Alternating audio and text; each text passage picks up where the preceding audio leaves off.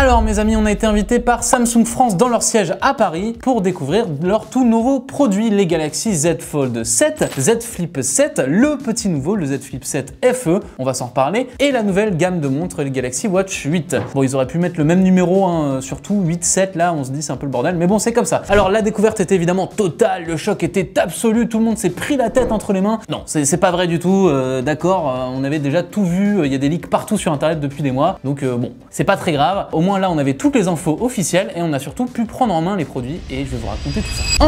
Enfin, Samsung s'est mis au niveau de la concurrence. Ça fait plusieurs années qu'on est là sur YouTube à ronchonner à chaque fois qu'ils sortent un Z Fold et on dit ah, il est trop épais, le Z Flip il est tout pareil que l'année dernière, nanana.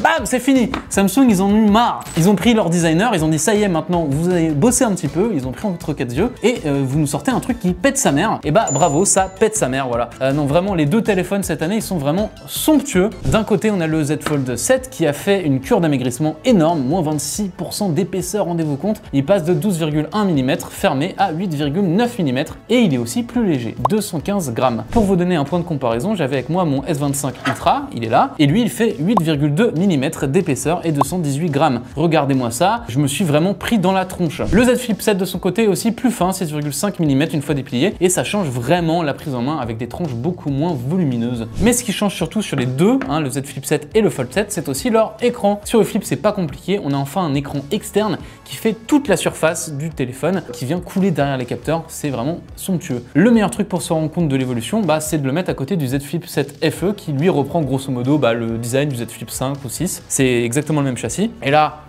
l'ancien design prend immédiatement un énorme coup de vieux. On a une surface d'affichage pourtant pas beaucoup plus grande, hein, 4,1 pouces contre 3,4 avant, mais le gain en confort et juste en style en fait est hallucinant. Les bordures ultra fines font aussi plaisir. Samsung n'a pas attendu 2 générations pour les réduire, donc on a directement droit à du très lourd. L'écran interne du Flip 7 grandit aussi, il passe de 6,7 à 6,9 pouces, ça a l'air de rien dit comme ça, mais ça permet surtout de réduire, vous savez, les énormes trottoirs qu'on avait tout autour de l'écran. Le ratio devient au passage un peu moins étroit, on passe de 22 neuvième à 21 neuvième. On va un peu plus kiffer les vidéos quoi en fait, hein. On va avoir moins ces espèces d'énormes bordures qui nous gênaient. Quant au Z Fold 7, il profite d'une nouvelle charnière plus petite et plus solide qui a permis à Samsung d'intégrer un nouveau film de protection sur l'écran. Pourquoi je vous en parle? Parce qu'en fait on voit quasiment plus la pliure. Et d'un point de vue sensoriel, j'ai surtout trouvé que même quand on passe le doigt là, bah en fait on la sent pas du tout. On commence à s'approcher de la perfection. Donc voilà, pour le design, c'est un grand oui. Les Z Flip 7 et Z Fold 7, ce sont les smartphones pliants de Samsung qu'on attend depuis au moins 2 ans pour concurrencer Honor, Oppo et Xiaomi. Et d'après ma première expérience, bah c'est un grand oui. Bon, il n'y a pas que le design dans la vie, il y a quand même quelques nouveautés sympas aussi sur le plan technique. Je vais faire un peu plus court. Le Fold 7 passe par exemple à un capteur principal de 200 mégapixels. Samsung promet un gain en quantité de lumière de 44%, on verra ça pendant le test. Par contre, si vous êtes observateur, vous avez dû remarquer qu'il y en a un autre qui a changé de capteur. Et oui, le capteur selfie qui est sur l'écran interne, l'écran qui se plie. Et oui, c'est fini les capteurs sous l'écran, Samsung a dit stop et repasse sur un capteur classique. Bon, l'avantage c'est que bah, ça fera des photos plus sympas, hein. Il n'y a plus besoin de passer à travers tous les pixels de l'écran. Du coup, ils ont pu intégrer un mode HDR, ils ont pu mettre un mode macro, il y a plus de pixels, etc. Bon, le désavantage, c'est que quand on regarde du contenu, on aura un petit poinçon qui va venir nous gêner. Ils auraient pu le mettre dans le coin, je comprends pas pourquoi ils l'ont mis en plein milieu, mais bah, c'est le choix qu'ils ont fait. Pour le reste, en photo, on reste sur ce qu'on avait avant, un ultra grand angle et un téléobjectif x3 sur le Fold, 2 capteurs 50 mégapixels sur Z Flip 7, et bonne nouvelle, Samsung, ils n'ont pas fait leur charreau, on a la même configuration photo sur Z Flip FE que sur Z Flip 7. J'en profite pour le dire, c'est pareil pour les écrans qui, en dehors de la taille, sont exactement les mêmes que l'an dernier en termes de spécificité. En termes de spécificité, c'est dur à dire. En termes de spécificité.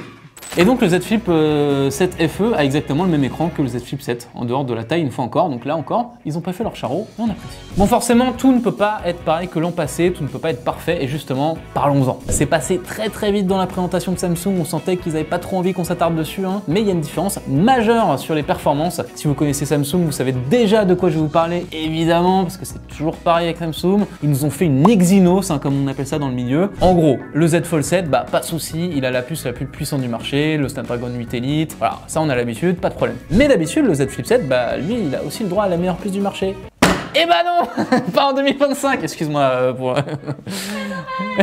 Désolé pour les oreilles de Maeva. Les deux Z Flip 7, ils passent sur du Exynos, les puces fabriquées par Samsung. Alors pourquoi c'est un problème? Souvent les puces Exynos, elles sont un peu moins puissantes, elles ont un peu plus de problèmes, etc. Dans le détail, c'est donc de l'Exynos 2500, une nouvelle puce qu'on ne connaît pas sur le Z Flip 7, et l'Exynos 2400 sur le Z Flip 7 FE. Pas non plus des merguez, mais ça reste des puces forcément qu'on attend moins puissantes que le Snapdragon. D'ailleurs, au passage, le FE n'aura le droit qu'à 8 Go de RAM contre 12 Go pour le reste de la gamme. Voilà, faut forcément faire des petites économies sur un FE. Bon alors, tout ça c'est pas un drame, hein. En général un Z Flip, vu comment c'est tout fin, ça va pas non plus vous sortir des perfs de dingo, mais bon, vu les prix du bousin, bah on peut râler quand même un petit peu. On termine par la batterie en 2 mots pour le Z Fold 7, c'est exactement la même 4400 mAh que l'année dernière, et c'est déjà pas mal vu qu'ils ont quand même beaucoup aplati le smartphone. Par contre c'est un peu décevant quand on a des concurrents comme Honor qui montent à 5800 mAh, mais bon, Samsung est très précautionneux là-dessus. Le Z Flip 7 lui profite d'un petit boost, 4300 mAh, c'est 300 mAh de plus, bon ça va pas changer la face du monde, mais c'est toujours ça de prix. Et le FE lui il reste à 4000 mAh, ancien châssis, ancienne configuration de batterie, c'est logique. Bon, c'est tout pour les smartphones, mais Samsung a aussi présenté donc ses nouvelles montres et les Galaxy Watch 8 et 8 classiques. Sur le plan matériel, je vais avoir beaucoup moins de trucs à vous dire, je vais pas m'étendre autant. Ce qu'il faut retenir, c'est que ça a été globalement modernisé. En 2 mots, je vous résume très rapidement, la 8 classique signe le retour de la lunette rotative pour pouvoir naviguer, c'est très pratique, c'est très agréable. L'écran il est plus lumineux sur les deux montres de 50% s'il vous plaît. La Watch 8 est plus fine et les deux montres ont un nouveau port d'attache plus adapté au petit poignet. Ça c'est vraiment très cool, on prend aussi. Mais le gros des nouveautés, ça va plutôt être sur l'interface One UI 8 Watch. Grosso modo, Samsung a tout modernisé en intégrant des tuiles en forme de pilules partout. Ils ont aussi réagencé un peu tout pour qu'on puisse finalement mettre plus de texte et que ce soit plus clair. On passe aussi d'une navigation horizontale à verticale, ce qui devrait faire gagner du temps dans les menus. On a l'arrivée de la Nowbar, que vous connaissez si vous avez vu notre vidéo sur One UI 7. Elle se trouve en bas du cadran principal, ce qui devrait aider à faire du multitâche. Et sur le plan des fonctionnalités, on a plein de trucs. On a un coach de sommeil, un coach de sport, une nouvelle mesure appelée charge vasculaire. C'est pas encore très clair ce que c'est ça, hein. Je vais pas rentrer dans les détails. On a aussi la possibilité de demander des trucs à Gemini, ça a l'air très puissant comme ça, hein. On peut par exemple lui dire je vais partir courir 50 minutes et mets-moi de la musique, sauf que nous quand on l'a essayé, évidemment ça a bugué, ça demande peut-être encore quelques ajustements on va dire. On passe au prix, bon j'ai la flemme de tout vous dire parce qu'il y en a quand même beaucoup, donc je vous mets les prix des smartphones ici, démerdez-vous. Salut Maeva qui veut me tuer. Super. Ce qu'il faut retenir en gros, c'est pas compliqué, c'est que le Z Flip FE il est sous les 1000 €, donc ça c'est quand même très cool, hein. C'est la première fois qu'on a un pliant chez Samsung qui passe cette barre là. Et le Z Fold 7, lui, il est au-dessus des 2000 €. Ça, c'est un peu moins cool. Voilà, ça fait un peu mal. Plus cher que ma moto. Ah oui, c'est vrai que c'est plus cher que la moto de Maeva. Bon, d'occasion, mais quand même, ça vous permet de situer un petit peu. Allez, maintenant, je vous mets ici.